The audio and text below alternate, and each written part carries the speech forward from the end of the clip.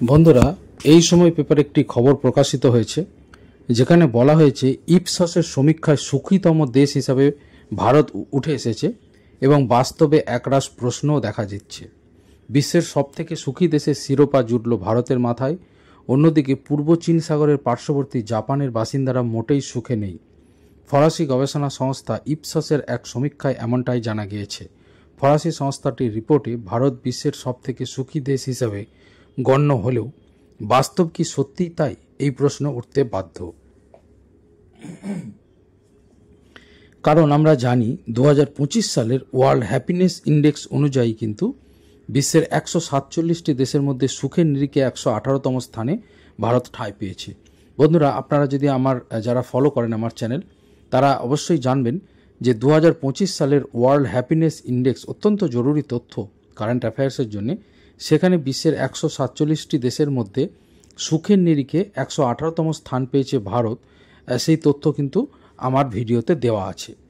তো ইপসসের রিপোর্টে যেখানে সংশ্লিষ্ট দেশের মূল্যবৃদ্ধি, মানুষের দৈনন্দিন জীবন নিয়ে অভিমত ইত্যাদিতে গুরুত্ব দেয়, সেখানে গড় আয়ু, সামাজিক সমর্থন, উদারতা, স্বাধীনভাবে বসবাসের সুযোগ ইত্যাদি বিষয়কে ভিত্তি করে সুখ নির্ধারণ করা হয়েছে। এবং মোট 30টি দেশের মধ্যে যে সমীক্ষা চালানো হয়েছে তাতে বলা হয়েছে যে ভারত সমীক্ষায় 1 নম্বরে।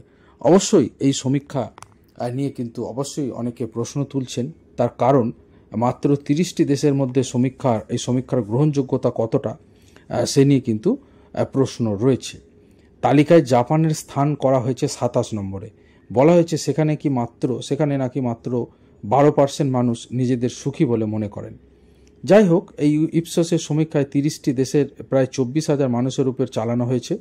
যদিও আপনারা জানেন কারেন্ট অ্যাফেয়ার্সের জন্য অবশ্যই এটা হয়তো একটি তথ্য, নিশ্চয়ই গুরুত্বপূর্ণ তথ্য, কিন্তু ওয়ার্ল্ড হ্যাপিনেস ইন্ডেক্স সেটি কিন্তু আরও গ্রহণযোগ্য এবং পরীক্ষায় কিন্তু সেটি আসে।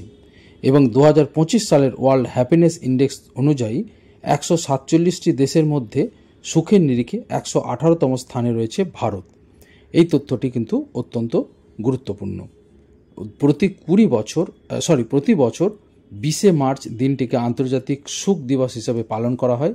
আর সেদিনই ওয়ার্ল্ড হ্যাপিনেস ইন্ডেক্স বা বিশ্বের সুখ সূচক প্রকাশ করে অক্সফোর্ড বিশ্ববিদ্যালয়ের ওয়েলবিং রিসার্চ সেন্টার।